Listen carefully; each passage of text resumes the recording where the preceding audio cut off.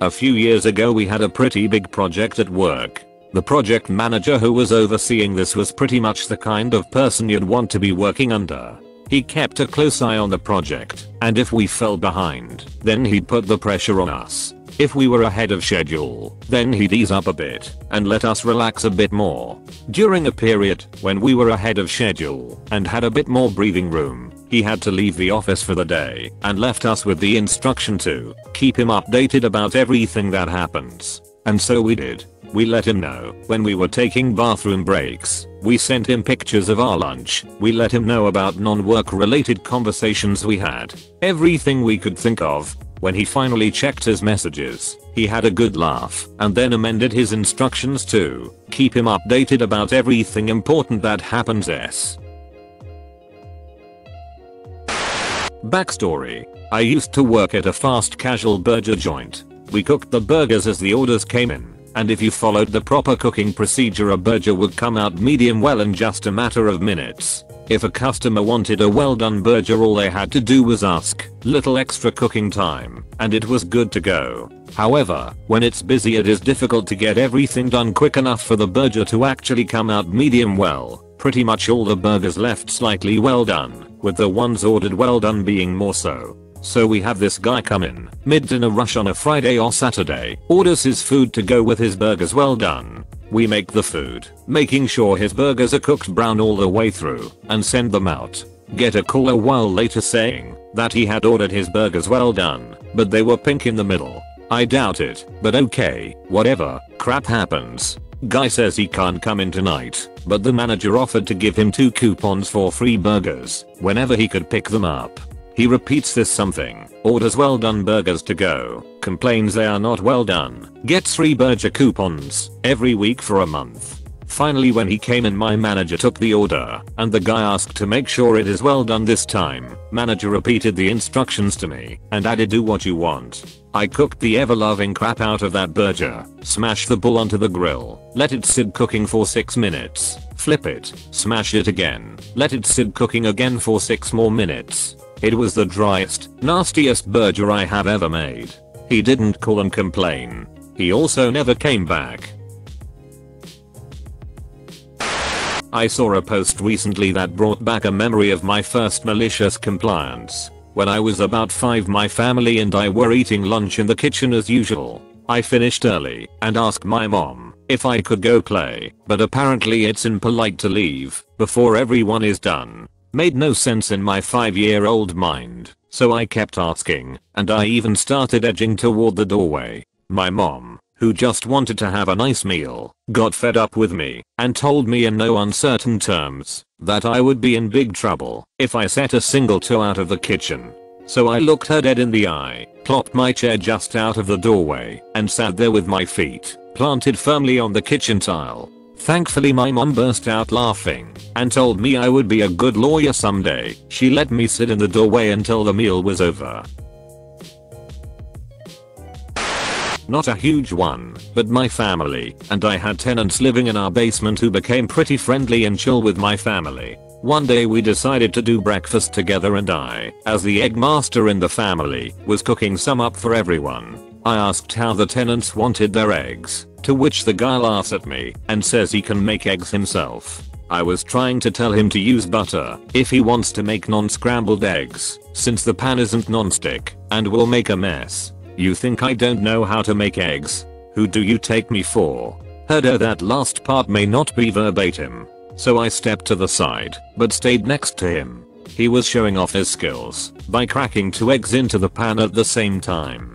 A minute later he tries to flip the eggs, and they break into a runny mess. Pieces everywhere, the pan got all caked on, he's scraping all over. Then he goes, oh, this pan isn't non-stick. No, I said, and sat down with my plate of perfectly made eggs, watching him serve his wife and himself the saddest of eggs. Short one here. My girlfriend's sister gave me a pumpkin pail filled with small bags of pretzels for Halloween.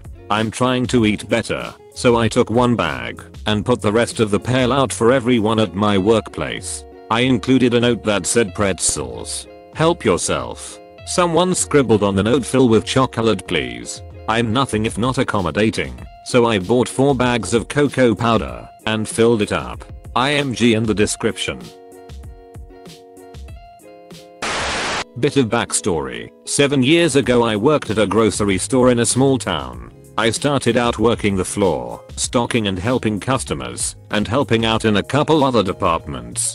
I really loved my job, learning about sales and promotions. I eventually had to move to mostly cashiering because of health issues. I worked there for over a year before this instance. It's important to note that after 1 year, we got a week's vacation, unpaid if I remember correctly, but still, and I hadn't yet taken mine. My mother's sister, aunt, had a boyfriend she was very much in love with. They also lived across the country from me. Anyway, aunt's boyfriend died in a very tragic way and aunt and her pregnant daughter, cousin, found him. This was very traumatic, and when my mom learned about it, she was terrified for aunt's mental health. One more thing to note, my mom suffered from multiple sclerosis. This is a degenerative disease that eats away at the nerves. Mom was determined to drive across the country to be there with aunt. I could not let her go alone. I went to my boss, the owner whom I had thought was a cool and understanding guy, and asked to take my week's vacation for the trip. We were going to drive to California to pick up aunt and cousin, then down to Alabama for the funeral. We live in the Midwest. Because of the date of the funeral, I was planning on catching a flight from Alabama back home, so I could be back in time for work. Well, my boss told me that, since the death wasn't in the direct family and other people had scheduled their own vacations for this time period, I wasn't able to get the time off. Unfortunately, I had to leave. I couldn't let mom make that drive by herself. I worked one last closing shift and handed in my resignation letter at 10 PM and hopped in the car with my mom and headed out. Keeping the story short, 1 week later, and I was in Alabama right after the funeral. My uncle had agreed to pay for a flight home for me if I still had a job. I called my boss and informed him I could be at work the next day. He said, "I already hired someone to replace you. Enjoy your vacation."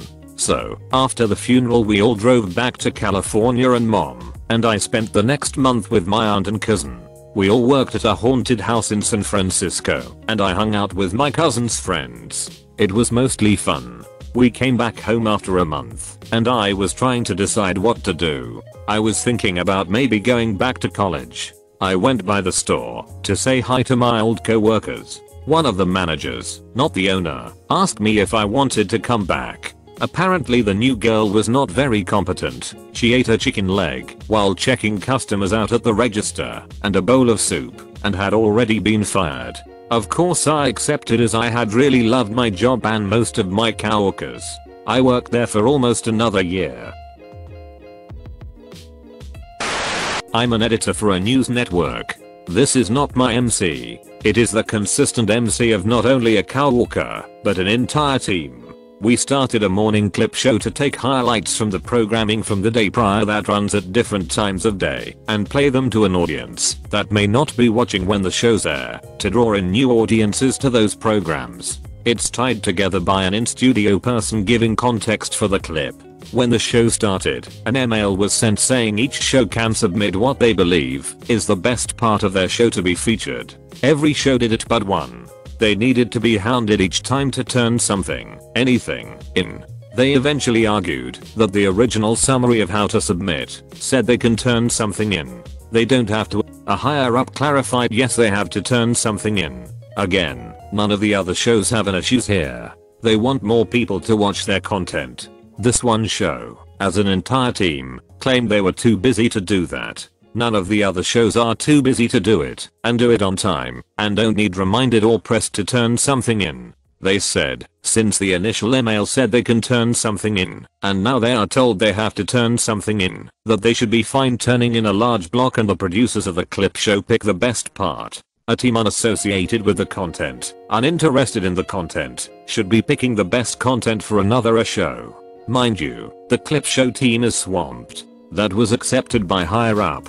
This means every show, the MC team submits a request for a large portion of their 25-minute show, often basically an entire block of roughly 10 minutes, to me to be cut from the entire show, set in point and out point, who sends that to the producers of the clip show to decide what they use. They spend far more time writing the request to get me to do it than they would sitting down and picking a clip of the show they wrote, produced, and aired to irritate and waste the time of the clip show team because they are angry they have to do any work for it at all, something every other show has no issue with. Mind you, they spend more time doing it in protest after claiming to be too busy to do it themselves.